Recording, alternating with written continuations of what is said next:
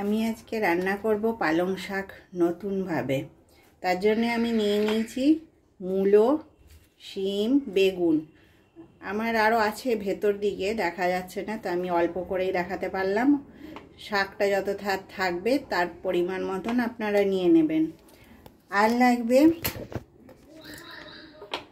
অল্প একটু আলু আর একটা টমেটো, আর অল্প ছোলার ডাল। ছোলার ডালটা আমি এইভাবে আধ ভাঙা করে নিয়েছি। এটা এবারে তেলে ভাজবো। আপনারা ইচ্ছা করলে আগে ভালো করে তেলে ভেজে নেবেন, তারপরে এটা একটুখানি মিক্সি চালিয়ে নেবেন, তবে এটা আধ ভাঙা হলেই বেশি ভালো। কড়াইয়ের তেলটা গরম হয়ে গেছে, এখন আমি এই ছোলাটা ভেজে নেব।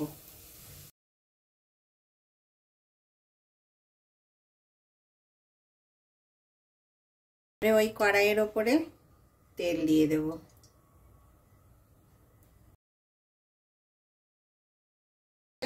আলুগুলো আগে ভাজতে দেব।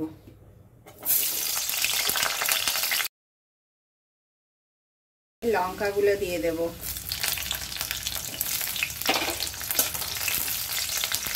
লঙ্কাটা একটু হয়ে এলে পেঁয়াজ দেব।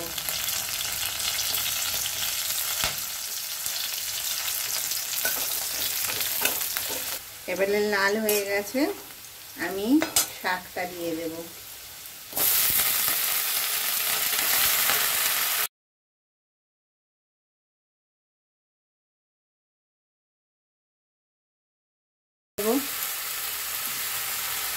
স্বাদ অনুসারে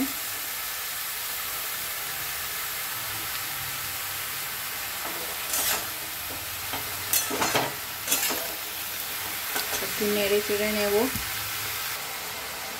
দেখুন শাকটা থেকে কতটা জল ছেড়ে গেছে। এখন টমেটোটা দিয়ে দেব, হলুদ দেব,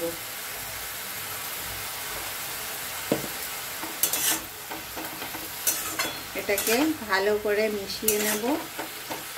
জল দেব, তারপরে এই ছোলা ভেজে রেখেছিলাম এটাকে দিয়ে দেব, তারপরে ঢাকা দিয়ে দেব। এখন আমরা এবারে ঢাকাটা খুলে দেখব।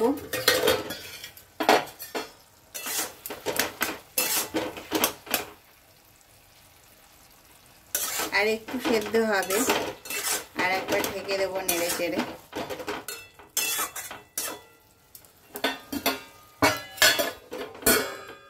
এবারে আবার দেখব।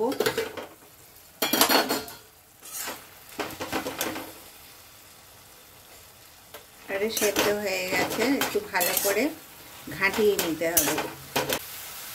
আমাদের পালং শাকটা রান্না হয়ে গেছে। আপনারাও এইভাবে একবার রান্না করে দেখবেন, এর স্বাদই আলাদা।